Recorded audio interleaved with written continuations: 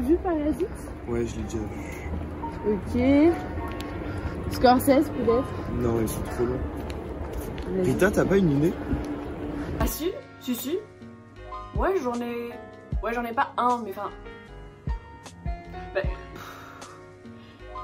If Beale Street Could Talk, parce que le matériau de départ c'est quand même une nouvelle de James Baldwin et que du coup le film est tout doux mais en même temps il te défonce. Sinon j'ai aussi Vice, tu vas adorer détester Christian Bale. J'ai aussi The Favourite et là tu vas adorer détester tous les personnages en fait. Ou peut-être Boys and the Hood, comme ça, enfin après le truc c'est que ça va donner envie de crier et de tout casser. Ou même Da Vinci Code pour voir, enfin moi perso je suis pas encore sûre d'avoir tout compris, mais je sais que Tom Hanks était tout aussi perdu que les spectateurs au moins. Puis il y a John Wick parce que quand même voir Keanu casser la gueule de gens qui ont tué son chien c'est quand même la meilleure chose du monde.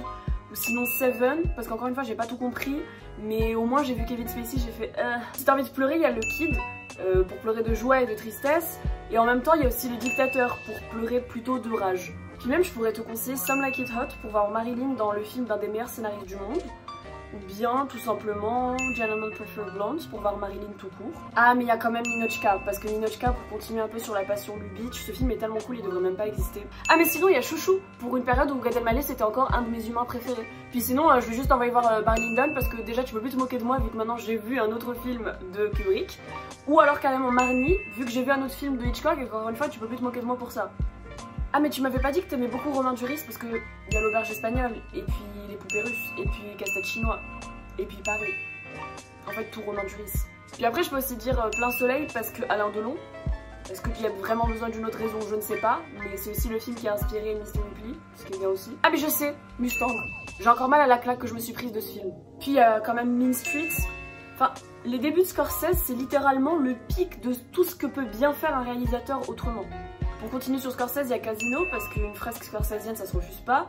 Puis il y a The King of Comedy pour voir d'où vient le film Joker. Et dans un tout autre registre, t'as Four Weddings and a Funeral parce que Hugh Grant. Il y a aussi Notting Hill parce que Hugh Grant. Ah, mais Big Fish. Enfin après je suis pas sûre d'avoir tout compris, mais c'était joli au moins. Ou si t'es vraiment focus sur la musique, bah Skyfall, hein, juste pour la musique et la voix d'Adèle. Un peu Daniel Craig, mais enfin voilà. Citizen Kane tu dis? Rosebud? Sinon il y a Maroc, hein. Enfin tout le monde me dit que c'est un film de niche, mais c'est quand même Maroc, voilà. Ah, bah j'ai pas encore mis de comédie musicale, Everyone Says I Love You. C'est quand Woody Allen s'était tapé le délire de faire une comédie musicale. Mais c'est bon, je l'ai, Closer. C'est le moment où Nathalie Portman a prouvé qu'elle défonçait tout le monde en jeu d'actrice. Ah non, bah Black Swan.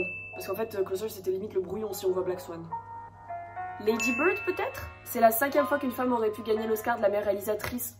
En 90 ans certes, mais quand même. Bien je sais pas, Call Me By Your Name? Pour Elio.